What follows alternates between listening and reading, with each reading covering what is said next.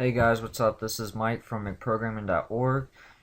I have been getting a lot of questions as far as how to compile programs on the command line and pass in arguments because all my videos are Eclipse based, so people don't understand how to do it on the command line, and that's a very tough thing to do if you've never programmed before because it's quite overwhelming, and I know your professors and teachers out there want you to do that for your lab work and stuff. So I'm going to show you how to do that real quick.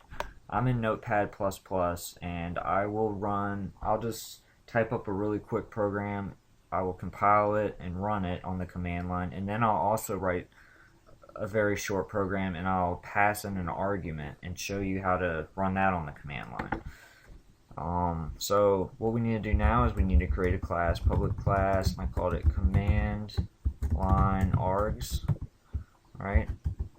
Open it up with some curly brackets, and then we have public static void main, and inside of main you may have realized that it's always written as string square brackets args, and the square brackets, as you know, is a array, so it takes in a string array of arguments, and args is just kind of the generic word for it. You can kind of name it whatever you want, but string and these square brackets have to be there.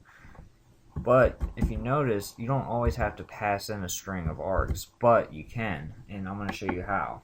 Well, in the second compiling of this. So let's just print some out. System.out.println. I'll just say McProgramming. McProgramming. Make sure everything looks good.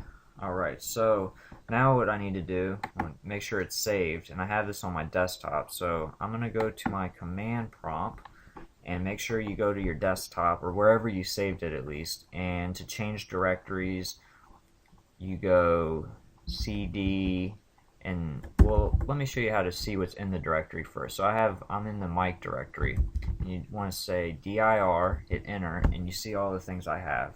Well, I want to go to desktop, so what you do is you say cd for change directory, and I'm in Windows, so in Windows you can say DE, you can put in one letter if you want, just hit tab and it'll auto-complete it. If you have a couple things that start with that letter, it may not be the first thing that comes up. Just hit it a few times until you see it, then hit enter, and now we're in the desktop, and you could do the directory again to just make sure it's in there, but I know it is. So the way we compile a file is we say Java C for Java compiler, and then we want to say command, and there we go. If you hit the tab, it auto completes it for you. Make sure you have the .java on there and it's the correct file. Hit enter, and if this comes back up like this, it means you're good to go. If you got a bunch of errors spit out at you, you got to go fix the problem and try it again. So now what we can do is we can just say Java, and then we say command, spell a couple letters, hit tab, and notice that .class comes back. And if I hit tab again, it'll say .java, so you can switch between them, but the .class is the one we want to run, but we don't want to have .class on there, so just get rid of that to where it says command line args, but make sure it's that .class file. Hit enter, and then it printed out right here, McProgramming. Alright, so now if we want to pass in something into this right here, this is what we do.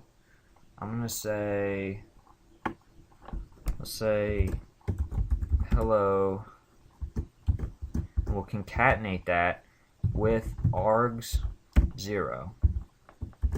And what that means is, since we're passing in an array of strings, that first index of the array, I'm just going to pass in one argument, which is going to be a name, and it's going to say hello, and it's going to grab that first argument, which would be index 0. If you haven't gotten to arrays yet, this is the array syntax, and 0 is where the first element is, so you're always a number behind. That's just the computer way of doing it. So let's run that now. Let's go back to our command, save this. Let's go back to our command prompt, and what we do now, we need to compile it again because we changed the code. So Java C command.java, alright, hit it, we're good to go. Now Java command, get rid of the dot class, and then add a space, and then you can put in your argument. You don't need to worry about putting quotation marks or anything around it. All you have to do is pass in whatever it is, because it will be, even if I pass in a number, it would still be considered a string. So you'd have to change that later in your program. If you're passing in like an integer, you'd have to change that string to an int. Well, now let me just pass in my name. I'll say Mike, and when I hit enter, this is getting passed in right here into this arguments right here. And then since it's the only thing that's in there, it is the first element, which is arg0, and it should concatenate what I passed in with hello. So here we go. Hello, Mike.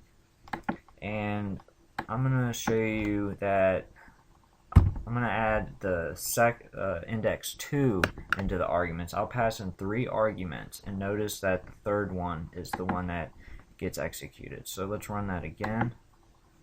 Alright, so Java, C, command line args.java, compile, that works, Java, CO, there we go.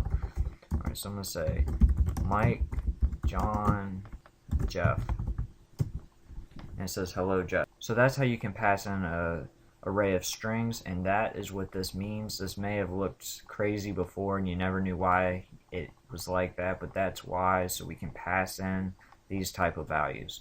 So thank you all for watching, and I hope this made a little bit of sense, and please subscribe below if you haven't. Thank you guys.